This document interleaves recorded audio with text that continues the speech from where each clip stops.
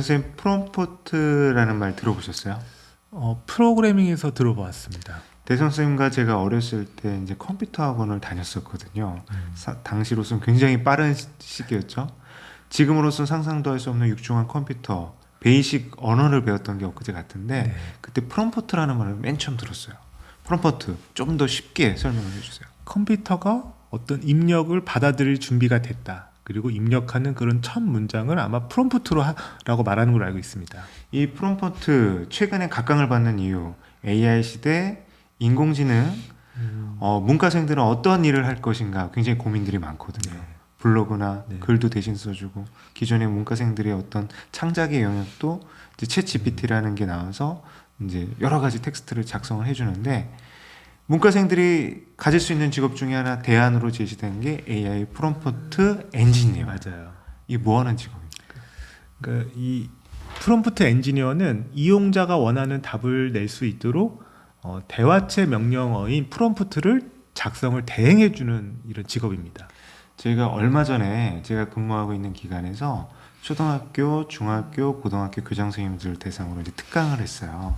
이제 광주교대 전 총장님이시자 미래교육 대토론, EBS 대토론 사회를 보셨던 박남기 교수님이 오셔서 AI 시대 학교 교육의 미래에 대해서 이제 특강을 해주셨는데 그때 이제 챗 GPT에 대한 설명을 하면서 이제 특강 말미에 프롬프트들을 공유해 주셨어요. 그랬더니 교장 선생님들이 엄청나게 박수를 치셨거든요. 이 프롬프트에 따라서 원하는 산출되는 답이 틀려지는 건가요? 그래서 이 프롬프트 엔지니어의 제1의 역량은 최적의 질문 던지기라는 거예요. 그래서 질문에 따라 이 대답의 질과 수준이 달라진다고 합니다. 실제로 저희가 IT 업계에 따르면 언어학 박사 강수진 씨라는 분이 있어요. 최근에 100대 1의 경쟁력을 꾹 뚫고 인공지능 스타트업에 프롬프트 엔지니어로 채용되었대요. 그러니까 이런 것들은 기존에 최적의 질문 던지기가 아무나 하는 것도 아니고 네. 그리고 어떠한 노하우가 필요하다는 걸 인정하는 거잖아요. 맞나? 저는 맞을 것 같아요. 그러니까 인공지능은 거의 무제한적인 거에 대한 대답을 할 수 있지만 또 사실은 인터넷이라든가 어떤 데이터 학습을 하거든요. 기계 학습을 하는데 기존의 데이터가 충분히 있고 그 데이터에서 끌어낼 수 있는 질문을 해야지만 가장 좋은 질문이 아닐까 싶습니다. 저희가 생성형 인공지능이라고 하면 아이언맨 2에서 등장했던 자비스 알죠? 네. 서로 막 대화를 하잖아요. 알아서 내 마음을 다 파악해 줄 것 같고 기술이 더 발전됐을 때 AI의 어떤 질문에 대한 어떤 분석이나 판단은 더 용이할 것 같은데 근데 지금 현재로서는 AI 프롬프트 엔지니어의 역할이 굉장히 중요하다는 거예요. 네. 해외에서는 실제로 역사, 철학, 언어학 전공자들을 대상으로 프롬프트 엔지니어로 채용하고 있다라고 해요. 이게 지속 가능한 직업으로 볼 수 있을까요? 우선은 머지않아 프롬프트 엔지니어가 사라질 것이다. 지금의 프롬프트 엔지니어의 역할조차도 인공지능이 대체할 것이다라는 예상도 있습니다.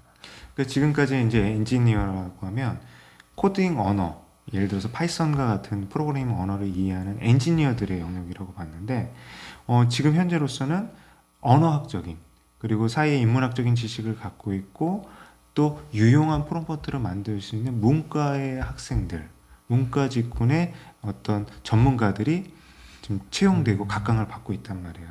그래서 이제 프롬프트의 예를 한번 이제 들어보고 싶어요. 도대체 뭐길래 이렇게 요즘에 핫 이슈인가? 네. 프롬프트에 한번 예를 들어주실 수 있나요?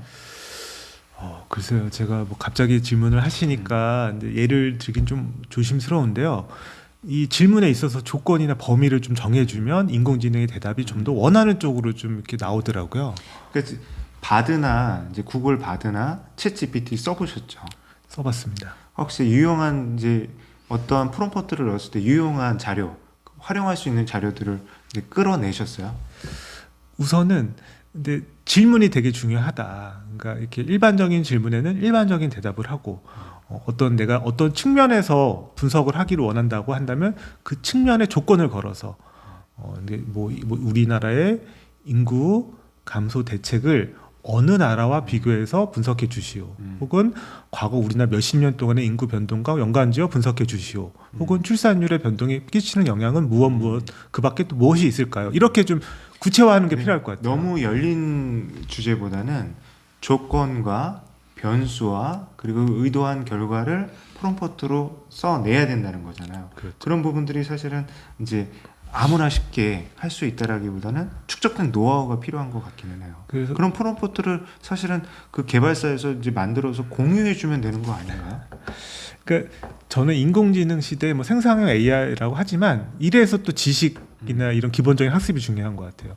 그거에 대한 기본적인 핵심 변수나 조건이나 어떤 핵심적인 변화에 그걸 알고서 물어보는 거랑 일반적으로 그냥 물어보는 것도 다르거든요. 그러니까 이런 것들 자체가 이제 AI 인공지능이 발전하기 위한 이제 선수 조건이라고 생각을 해요. 그래서 프롬프트를 효과적으로 사용하는 것도 지금 현재는 사용자의 몫이지만 어느 순간부터는 이제 그런 부분들에 대해서 생성형 인공지능에서 변수를 지정할 수 있는 형태가 될 거라고 하는데 이제 그런 프롬프트의 예시들이 이제 요즘에는 프롬프트 도서가 있더라고요. 그래서 그런 것들을 이제 꼭 써봐야 될 챗GPT 최강 프롬프트 뭐 이렇게 해서 이제 나오기도 하고 그리고 이제 프롬프트를 통해서 어떤 코딩이나 엑셀 간단한 엑셀 프로그램을 짜는데도 여러 가지가 활용된다고 해요. 그래서 그 프롬프트가 어떤 개인의 창작물로서 존중받고 있는 거 아세요? 그래서 예전에 초상권이나 저작권 문제에서 인공지능이 과연 생성한 것을 누가 그거를 소유할 것이냐, 인공지능이 가질 것이냐, 그거를 명령을 한 그 사람이 가질 것이냐 논란이 있었던 걸로 알고 있습니다. 그래서 예를 들어서 프롬프트라고 한다면 이제 자기소개를 해주세요. 요거는 프롬프트로서의 어떤 독창성이나 창의성을 갖고 있지 못해요. 그러면 이것에 대해서 프롬프트 엔지니어가 이걸 한다라면 어떤 식으로 쓸 수 있는지 아세요? 나의 뭐 어떤 지금까지 포트폴리오를 넣고 그거와 관련된 자기소개를 해주세요. 이렇게 하면 되지 않을까요? 그렇죠. 그러니까 예를 들어서 나는 어디에서 살고 있습니다. 그리고 무엇을 하고 있습니다. 그 하는 이유는 무엇이고 이것은 무엇에 의미가 있습니다. 그걸 통해서 나는 이렇게 이루고자 하는데 나에 대해서 소개해 주실 수 있나요? 이런 식으로 이제 프롬프트 구성을 하게 되면 그냥 단편적으로 제 소개를 해 주십시오하고는 완전히 다른 결과물이 나온다라는 거죠. 그래서 이제 어떻게 보면 개발자 입장에서도 AI가 생성형 인공지능이 어떻게 활용될 수 있는가에 대해서는 아직은 가능성의 영역이라고요. 이제 무궁무진하다, 불확실하다 이렇게 표현을 하는데 그런 부분에서 프롬프트 엔지니어가 인문학적 소양과 그리고 우리가 전통적으로 공학적 관점에서 의미 있는 융합적인 직업군이라고 생각이 들어요. 근데 저는 사실은 이것도 좀 한시적인 이제 과도기적인 현상 같기도 해요. 왜 그렇게 생각하는지 아세요? 이 점점 사람이 하고 있는 모든 활동들이 데이터화되고 있거든요. 그리고 데이터가 분석이 되고 또 요즘에 개인 뭐 IoT라고 해서 일상생활이 거의 데이터화하기 때문에 만약 그걸 분석한다라고 하면 그 사람의 생각이나 그런 감정이나 태도나 반응 등을 예측해서 또 질문을 이렇게 인공지능이 이해하지 않을까라는 생각이 듭니다. 그 지금 현재 이제 빅데이터라는 말을 많이 해요. 빅데이터가 뭔지 아세요? 이 방대한 말 그대로 커다란 데이터 덩어리입니다. 디지털 환경 속에서 수집 가능한 데이터들의 총체를 빅데이터라고 하는데 과거에 우리가 예전에 데이터라고 하면 단편적이고 그리고 어떤 사실 중심의 데이터였어요. 근데 지금은 그런 정형 데이터와의 비정형 데이터, 수많은 사물 인터넷 기기 그리고 우리가 쓰고 있는 어떤 디지털 기기의 사용 기록들 다 이것들이 데이터로 수집되고 있거든요. 그런 빅데이터 시대에 우리가 원하는 질문, 우리가 그 질문하는 사용자의 처한 환경, 상황 이런 것들조차 수집이 된다면 먼 훗날에는 이런 프롬프트라는 것도 사실상 큰 의미는 없어질 수도 있다 이런 의견도 있거든요. 근데 지금 현재로서는 생성형 인공지능에 한해서 한다면 AI 프롬프트 매니저 같은 경우, 엔지니어 같은 경우는 굉장히 유용한 역할을 하는 것 같아요. 예를 들어서 교사의 입장에서 이제 생각해 본다면 블랙홀에 대해서 설명해 줘 이렇게 했을 때는 아주 단편적인 사실이 나와요. 근데 새로운 질문 유형을 이제 가상의 이제 지금 초등학교 5학년 수업 시간이야. 그리고 우리 학생들과 우주에 관한 수업을 하고 있어. 어떤 학생이 블랙홀의 생성에 대해서 질문을 했어.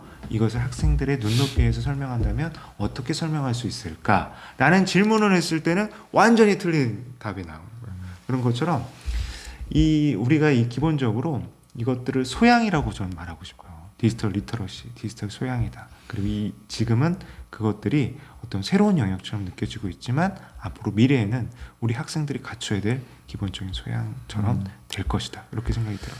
예, 그래서 저는 챗 GPT라든가 이런 생성형 AI에 대해서 접근할 수 있는 나이 제한을 두자 뭐 이런 얘기도 있었잖아요. 근데 저는 많이 써봐야 될 것 같아요. 저도 써보면서 느낀 거는 질문을 여러 번 해보면서 그 차이를 느껴보고 나에게 필요한 질문도 제가 이게 만들어낼 수 있는 그런 능력이 생기더라고요. 그래서 생성형 인공지능 시대에 질문하는 힘 그리고 협업하는 인공지능과 협업하는 경험 필요하다라는 생각이 들었습니다. 그래서 지금 현재 어떤 직업으로 각광받고 있는 AI 프롬프트 엔지니어에 대해서 얘기를 해봤는데요. 지금 현재로서는 굉장히 특별한 직업이다. 그리고 향후에는 이 직업에 갖고 있는 특성에 대해서는 우리 학생들이 기본적인 소양이 될 수도 있겠다. 이런 가능성에 대해서 이야기 나눠봤습니다.